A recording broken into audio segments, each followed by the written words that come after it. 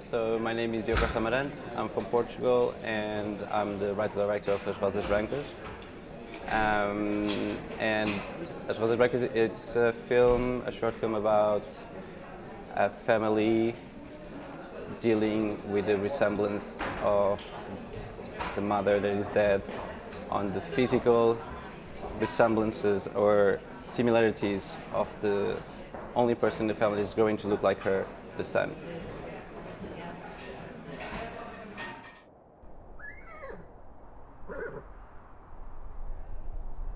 ¿Te has dado cuenta cuánto ha cambiado? ¿Quién? ¿Papá? No. Gabriel.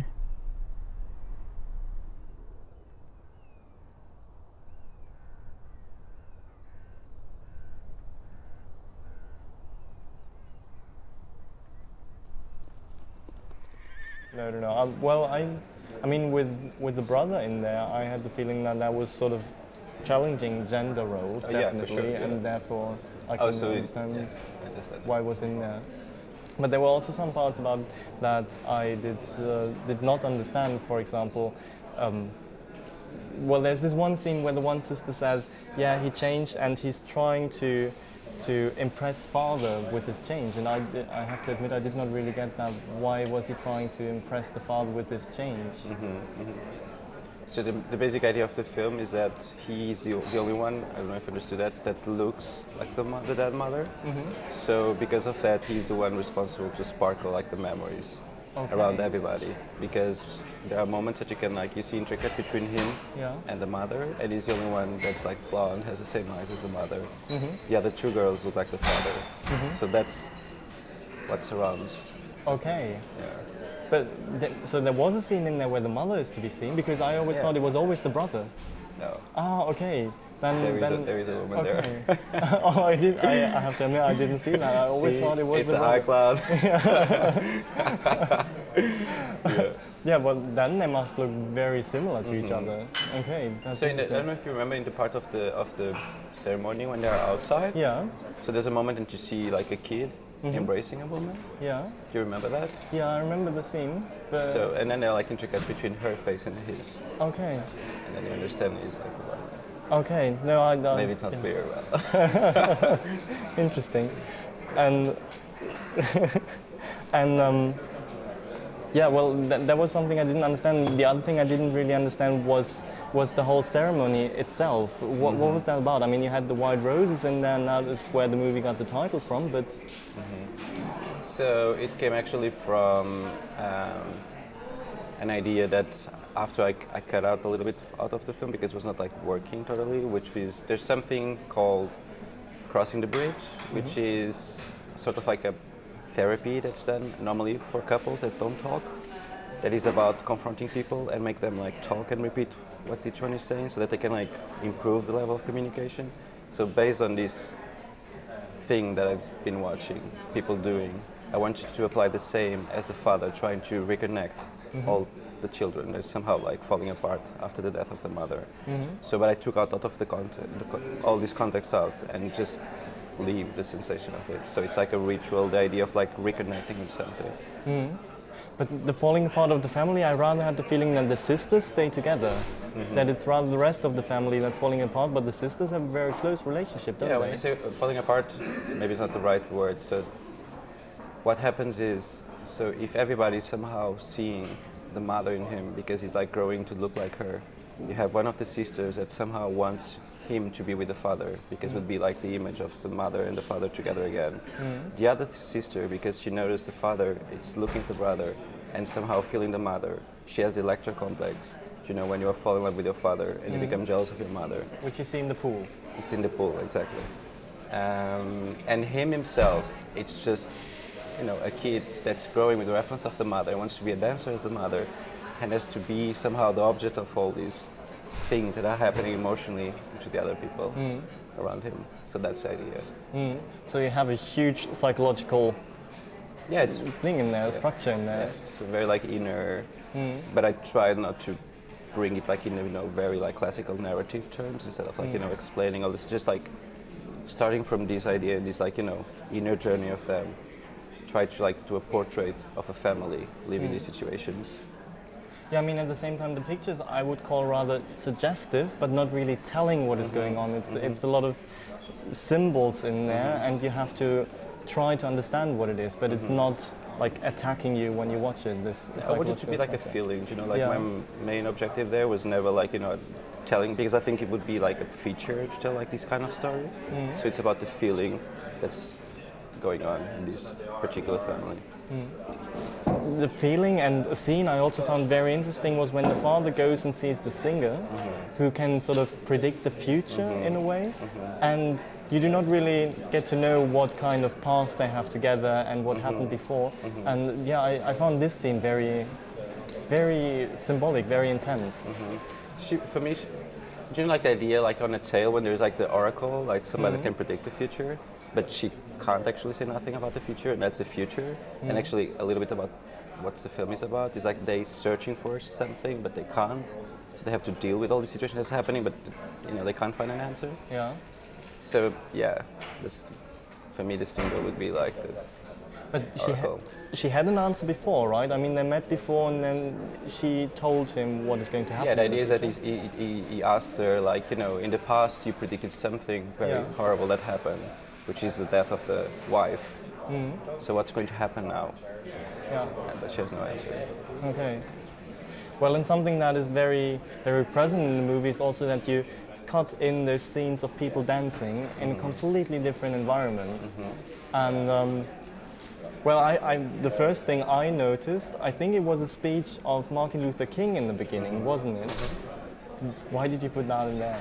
Yeah, because all the film is like, again, like I try to create this kind of like a texture of like, the idea is to connect everything not by the narrative, but by the emotion behind of it. For example, the speech of Martin Luther King, at least I remember when I was younger, there's something like very dreamy and projective for the future about it, like a big change. But then when you grow up and you experience death, or, you know, like, I don't know, you start to see life in a different way. This, I don't know, sounds like very oniric. Do you know what I mean? Like, kind of like idealistic thing, like hanging up there. So it's kind of like the dream of the... Maybe also in a way a bit metaphysical? Because yeah, it's like... And also like tells a lot about these two children, do you know what I mean? Like they used, or the three children, they used like, you know, maybe to be like, you know, very like dreamy, whatever, but then when you experience the death, you make everything relative, and that, you know, you're not innocent anymore about life and things. So like, I think either that speech, either the lyrics of the music, they like take another meaning after what happened. Another meaning, but it's also very ideological, isn't it? Yeah. But with the, you know, a touch of irony, I think. I have to admit, I didn't really see the irony. I'm trying to remember.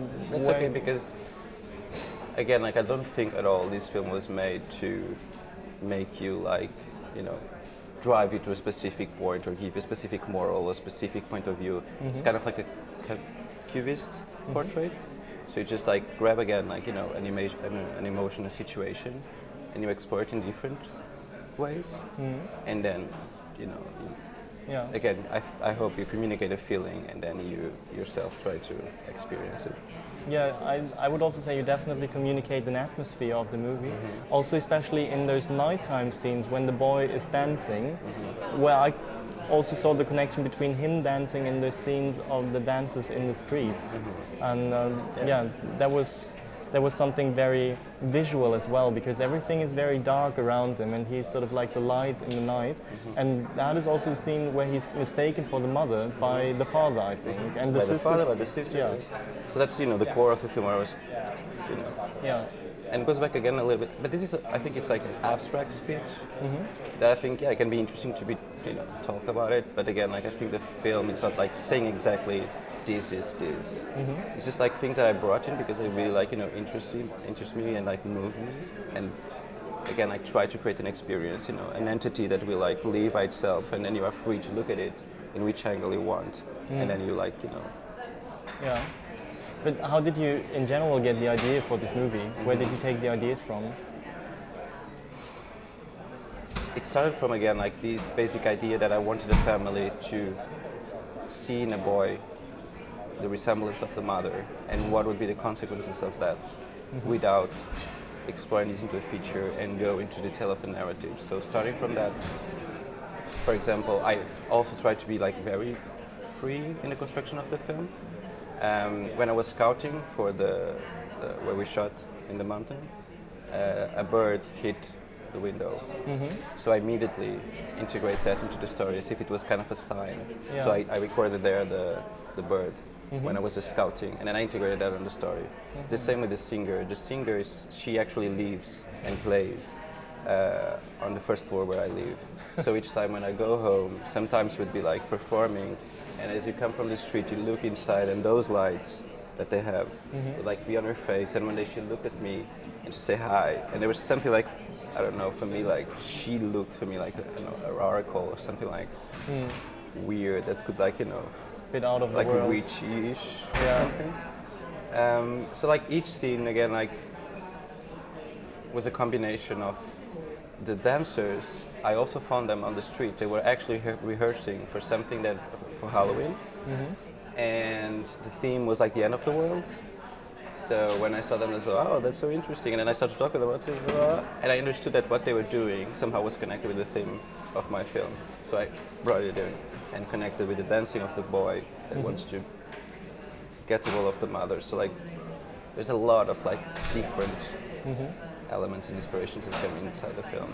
And the Logical Song by Supertramp, how did you find that? How did I find it's a song I know for a long time, and I always loved this song, and I think the lyrics, I don't know, just tells everything about the film somehow. Okay. And I have to say, maybe it's a stupid question, maybe it's just that I don't know enough about languages, but the title is not Spanish, is it? It's Portuguese. Why is the title Portuguese when everyone speaks Spanish in the movie? Because I'm Portuguese, and somehow I felt that although they're like speaking in Spanish and it's actually shot in US, the film comes from a point that's kind of like personal and connects me with Portugal, so I think it should be in Portuguese. Okay. You already had screenings here at the festival. How was it? How was the response by the audience? Good. Did you have Q&As? Not yet. Not yet. So let's see. What are you expecting the people to ask about the movie? What do you expect? I think the same questions as you did, because the film might create a kind of expectations, like narrative expectations, that might frustrate some people, and I'm pretty sure they will, like, so what's the story, why are they doing this, why are they doing that? But again, my objective with this film was really like create a visual experience that has a meaning, and this meaning is made with little things that I found are meaningful for me, and hope that has like an impact on whoever. It's like sharing something you like, you know what I mean? Like, I don't know, sometimes you like an object and you will say to the person next to you, have you noticed that? Some people say, oh, it's beautiful. Other people will be like, yeah, it's whatever. So would you say that in these terms it's also a very personal movie? It is. It is. Well, I hope you will have good screenings here and very good Q&As, and thank you very much for the interview.